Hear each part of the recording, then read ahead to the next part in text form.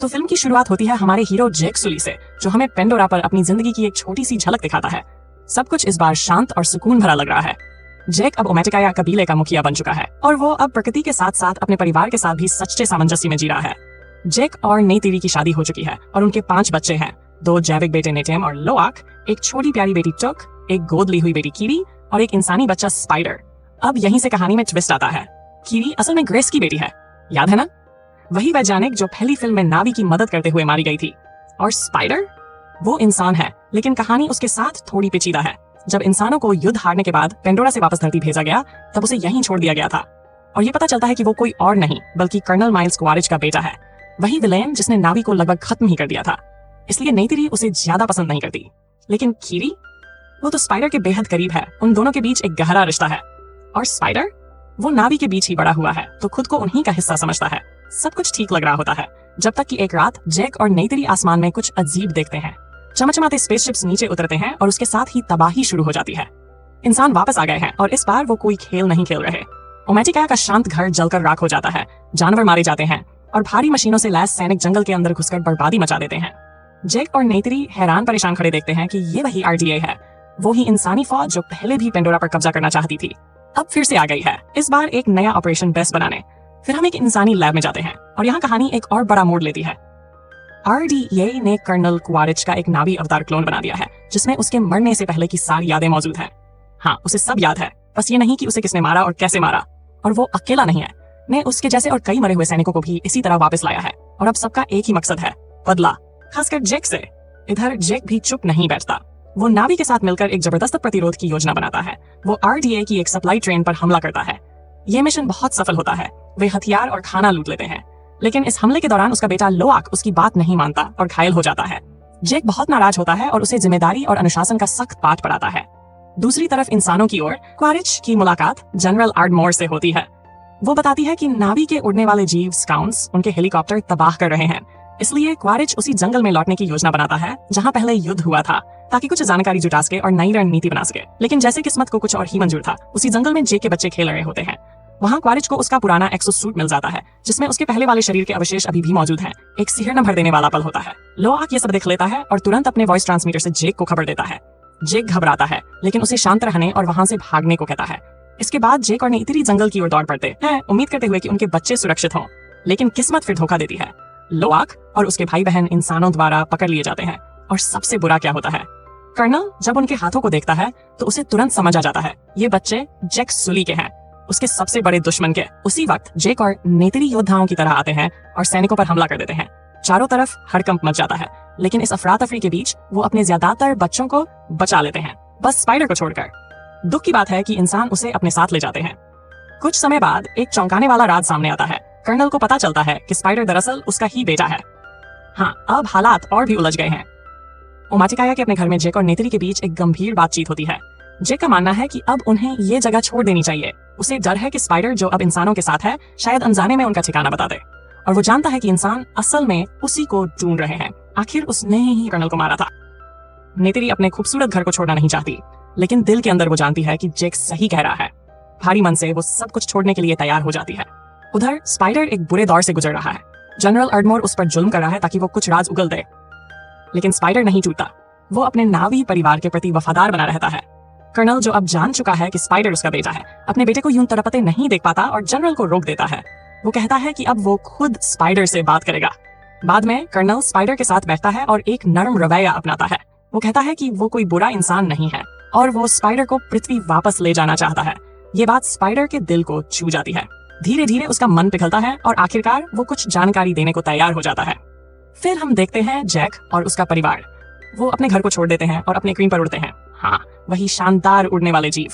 कई दिनों की यात्रा के बाद वो मेटकाइना नाम की एक खूबसूरत जगह पहुंचते हैं जो समुद्र के किनारे है। वहाँ के नावी लोग थोड़े अलग हैं। उनकी त्वचा हल्की होती है और वो पानी के साथ तालमेल में जीते हैं। लेकिन जब जैक और उसका परिवार वहाँ पहुंचते हैं तो मेटकाइना लोग बहुत ज्यादा मेहमान नवाज नहीं होते। वो उनके रंग रूप का मजाक उड़ाते हैं और शक करते हैं कि ये लोग समुद्री दुनिया में जिंदा भी रह पाएंगे या नहीं। कबीले का मुखिया टोनोवारी तो खास तौर पर बहुत संदेह करता है, लेकिन जैक उससे विनती करता है। कहता है कि वो लोग जलने की पूरी कोशिश करेंगे और और समझाता है कि इंसान उनका पीछा कर रहे हैं। टोनोवारी उन्हें वहां रहने की इजाजत दे देता है। यहाँ तक कि वो अपने बच्चों से कहता है कि जैक के बच्चों को पानी में जीने का तरीका सिखाएं, समुद्री जीवों का इस्तेमाल कैसे करें, कैसे तैरें और कैसे ज्यादा देर तक पानी के नीचे सांस लें। इस तरह जैक के परिवार की जिंदगी का एक नया अध्याय शुरू होता है। अब वो एक बिल्कुल अलग दुनिया में खुद को ढालने की कोशिश कर रहे हैं। इसी दौरान लोआक, जो कि थोड़ा जिद्दी और रोमांच पसंद है, एक समुद्री जीव से दोस्ती करने की कोशिश करता है। लेकिन हाँ, सब कुछ उसकी योजना के हिसाब से नहीं होता। वो उस पर से नियंत्रण खो बैठता है और धड़ाम से पानी में गिर जाता है। ये देखकर टोनोबारी के बच्चे जोर जोर से हंसने लगते हैं, बिल्कुल किशोरों की तरह। उधर किरी, जो जैक की गोद ली हुई बेटी है, एकदम अलग अनुभव से गुजर रही है।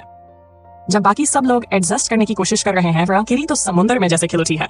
वो गहराई तक डाइव करती है और हैरानी की बात यह है कि उसे वहां कोई दिक्कत नहीं होती, बल्कि ऐसा लगता है जैसे वो वहीं की हो। और भी चौंकाने वाली बात, वो कुछ समुद्री जीवों को कंट्रोल भी कर सकती है। एकदम जादू जैसा लगता है। लेकिन सब कुछ इतना भी आसान नहीं है। अगले दिन जब किरी पानी के नीचे शांति से ध्यान लगा रही होती है, तभी टोनोबारी का बेटा है और उसके दोस्त वहां आकर उसे चिढ़ाने लगते हैं, उसे फ्रीक कहकर बुलाते हैं। बहुत ही बुरा बर्ताव। लोआक ये सब देखता है और अपनी बहन के लिए तुरंत खड़ा हो जाता है। वो आउनुंग के चेहरे पर सीधा मुक्का मार देता है। जैक को जब इस झगड़े के बारे में पता चलता है तो वो बिल्कुल खुश नहीं होता। वो लोआक को डांटता है और कहता है कि उसे माफी मांगनी चाहिए, खासकर इसलिए क्योंकि आउनुंग क्लान लीडर का बेटा है। लोआक को ये पसंद नहीं आता, लेकिन फिर भी वो माफी मांगता है। आउनुंग ऊपर से माफ कर देता है, लेकिन अंदर ही अंदर अब भी गुस्से में होता है। तो वो बदला लेने का प्लान बनाता है। वो लोआक को स्विमिंग के लिए बुलाता है। ऐसे दिखाता है जैसे सिर्फ मस्ती करनी है, लेकिन वो उसे समुद्र के एक बेहद खतरनाक हिस्से में ले जाता है जहां शिकारी जानवर घूमते हैं। बेचारा लोआक, जिसे कुछ पता नहीं होता, बस मछली पकड़ रहा होता है और तभी अचानक धड़ाम, एक विशाल शिकारी उसकी तरफ छपड़ता है। वो डर से कांप जाता है, अकेला, बिल्कुल बेबस लगता है और लगता है कि अब उसका अंत निश्चित है। तभी आता है एक विशालकाय व्हेल जैसे दिखने वाला जीव, जो उस शिकारी को अपने सिर की जबरदस्त टक्कर से दूर फेंक देता है। लोआक की जान बच जाती है।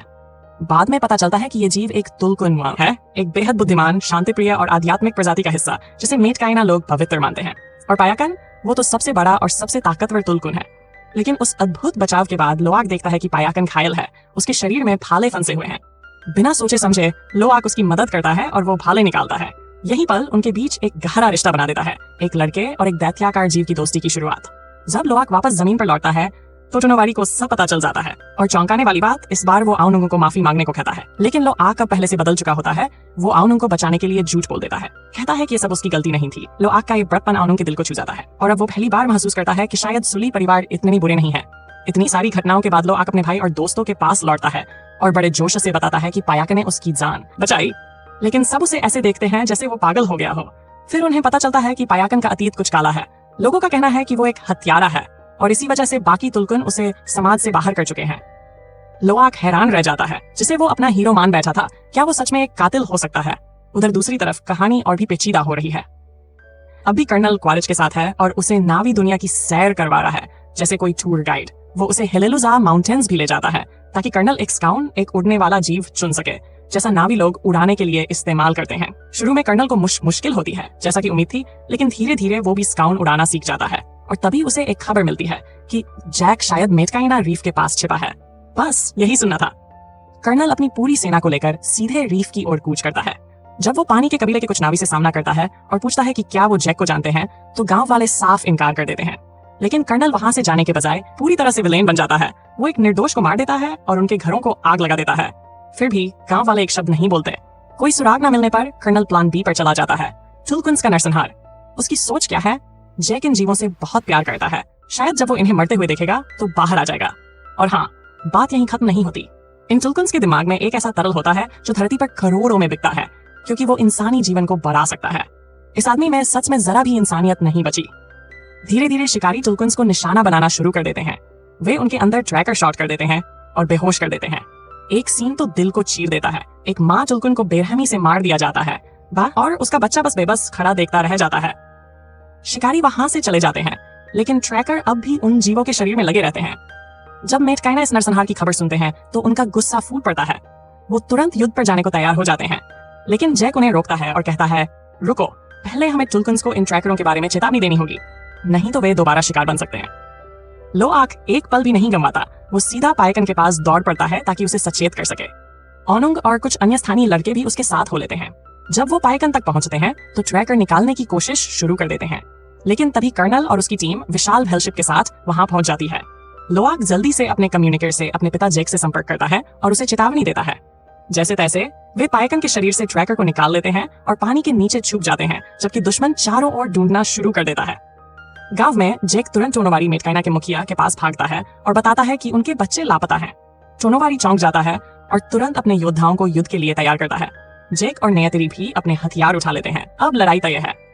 उधर कर्नल अपनी टीम को चुलकुन्स को पकड़ने और जेक के बच्चों को ढूंढने का आदेश देता है। आखिरकार वो किरी और चुक को पकड़ लेते हैं और उन्हें एक जाल में फंसा देते हैं। लोआक उन्हें बचाने की कोशिश करता है, लेकिन खुद भी पकड़ में आकर व्हेल शिप पर खींच लिया जाता है। कर्नल बच्चों को जहाज की रेलिंग से हथकड़ी से बांध देता है और लोआक के कॉलर ट्रांसमीटर से जेक को एक भयानक संदेश भेजता है, सरेंडर कर दो वरना तुम्हारे बच्चे मर जाएंगे। जेक के पास अब कोई चारा नहीं बचता। वो सरेंडर करने को तैयार हो जाता है, लेकिन पायकन सब चुपचाप सहने वाला नहीं है। जब वो लोआक को जंजीर में बंधा देखता है तो एक धमाकेदार हमला करता है। वो खुद को सीधा जहाज के डेक पर फेंक देता है और अपने विशाल फिन से तहलका मचा देता है। सैनिक इधर उधर उड़ने लगते हैं। हर तरफ अफरा तफरी मच जाती है। यही वो मौका है जिसका इंतजार जेक और मेटकाइना योद्धाओं को था। वो पूरी ताकत से युद्ध में कूद पड़ते हैं। अब सिर्फ बच्चों को बचाना ही मकसद नहीं रह गया। अब ये लड़ाई निजी हो गई है। अब ये बदले की लड़ाई है। और इसी बीच स्पाइडर व्हेल शिप का कंट्रोल सिस्टम तोड़ देता है, जिससे जहाज चट्टानों से टकराकर पूरी तरह डगमगाने लगता है। पानी अंदर घुसने लगता है और लड़ाई और भी ज्यादा भीषण हो जाती है। सारी इस अफरा तफरी के बीच जेक और उसका बड़ा बेटा नेटेम जेक की तरफ भागते हैं ताकि लोआक, चुक और किरी को छुड़ा सकें। वो बच्चों को सुरक्षित भेजना चाहते हैं, लेकिन लोआक तैयार नहीं है। अपने गोद लिए हुए भाई स्पाइडर को बचाने के लिए लोआक पूरी तरह से तैयार हो जाता है। नेटेम भी उसके साथ जुड़ता है। दोनों मिलकर जहाज में स्पाइडर को ढूंढते हैं और आखिरकार उसे खोज निकालते हैं। लेकिन जैसे ही वो लोग भागने की कोशिश करते हैं, तभी खतरनाक कर्नल उन्हें देख लेता है और उन पर गोलियां चला देता है। दुर्भाग्य से नेटेम को गोली लग जाती है और वो बुरी तरह से घायल हो जाता है। लोआक और स्पाइडर उसे किनारे तक ले जाते हैं, लेकिन तमाम कोशिशों के बावजूद नेटेम की मौत हो जाती है, खून बह जाने से। ये पल बेहद दिल तोड़ने वाला होता है। नेयतिरी, जो जेक की पत्नी और नेटेम की माँ है, अपने बेटे को अपनी आंखों के सामने मरते हुए देखती है। वो चीखती है, रोती है, पूरी तरह से टूट जाती है। उधर कर्नल किरी और चुक को पकड़ लेता है अपने स्काउट की मदद से। फिर वो जेक को कॉल करता है और बताता है कि उसकी दोनों बेटियां अब उसकी गिरफ्त में हैं। ये सुनकर जेक किसी तरह नेयतिरी को शांत करता है और वो अपनी बेटियों को बचाने के लिए जेक का साथ देने को तैयार हो जाती है। अब नेयतिरी का गुस्सा 7वें आसमान पर है। वो अपने स्काउट को बुलाती है, धनुष उठाती है और उड़ जाती है दुश्मनों से लड़ने के लिए। जेक सीधे जहाज की ओर बढ़ता है और एक जबरदस्त धमाका करता है, जिससे कर्नल के कई आदमी मारे जाते हैं। नेयतिरी भी पीछे नहीं रहती और बचे हुए सैनिकों को एक एक करके मार गिराती है, बड़ी ही सटीकता से। जेक अपनी छोटी बेटी चुक को ढूंढ निकालता है और उसे आजाद कर देता है। लेकिन तभी कर्नल एक बार फिर सामने आ जाता है। इस बार किरी को चाकू की नोक पर पकड़कर वो जेक को धमकाता है कि अगर उसने अपने हथियार नहीं फेंके तो वो किरी को मार देगा। जेक मजबूरी में अपने हथियार छोड़ देता है। उधर गुस्से से पागल नेयतिरी स्पाइडर को पकड़ लेती है और उसे मारने की धमकी देती है। कर्नल पहले तो इनकार करता है कि उसका कोई रिश्ता स्पाइडर से नहीं है, लेकिन जैसे ही नेयतिरी स्पाइडर के सीने पर कट लगाती है, कर्नल खुद को रोक नहीं पाता और किरी को छोड़ देता है। अब जब उनकी बेटियां सुरक्षित हैं, जेक और नेयतिरी वापस लौटने की तैयारी करते हैं, लेकिन कर्नल आखिरी बार धमकी देता है कि वो फिर लौटेगा और जेक को खत्म करके रहेगा। जेक समझ जाता है कि अगर उसके परिवार को सुकून चाहिए तो उसे कर्नल को हमेशा के लिए खत्म करना होगा। फिर वो एक आखिरी बार युद्ध भूमि में लौटता है। इस बार आमने सामने की जबरदस्त भिड़ंत होती है। दोनों दुश्मन एक दूसरे पर भारी पड़ने की कोशिश करते हैं, कोई पीछे नहीं हटता। लेकिन आखिरकार जेक कर्नल को हरा देता है। वो उसके गले में बाहें डालकर उसे बेहोश कर देता है और उसे डूबने के लिए छोड़ देता है।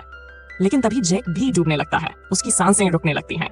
उसी वक्त लोआक आता है और अपने पिता को बचाकर वापस सतह पर ले आता है। आखिरकार उन्हें पायाकर वो विशाल समुद्री जीव बचा लेता है और सबको सुरक्षित किनारे पर ले जाता है। लेकिन कहानी में एक मोड़ और आता है। स्पाइडर, जिसने अभी अभी अपने असली पिता की जान बचाई थी, कर्नल के साथ जाने से मना कर देता है और वो वापस उसी परिवार के पास लौट जाता है जिसने उसे पाला है। फिल्म के अंतिम पल बेहद भावुक होते हैं। जेक और उसका परिवार मेटकाइना जनजाति के साथ मिलकर नेटेम का अंतिम संस्कार करते हैं। उसे समुद्र की गहराइयों में दफना देते हैं। चमकते हुए बायोलुमिनेसेंट ट्यूब्स उसके शरीर को घेर लेते हैं, मानो समुद्र खुद उसे गले लगा रहा हो। जेक वहां खड़ा रहता है, अपने बेटे की यादों में डूबा हुआ, और तभी उसे एक कड़वी लेकिन खूबसूरत सच्चाई का एहसास होता है। नेटेम अब देवताओं के साथ है, स्वर्ग में। और इस तरह खत्म होती है Avatar the way of water की ये भावनात्मक यात्रा। एक कहानी जिसमें है प्यार, दर्द, बलिदान और परिवार का अटूट रिश्ता।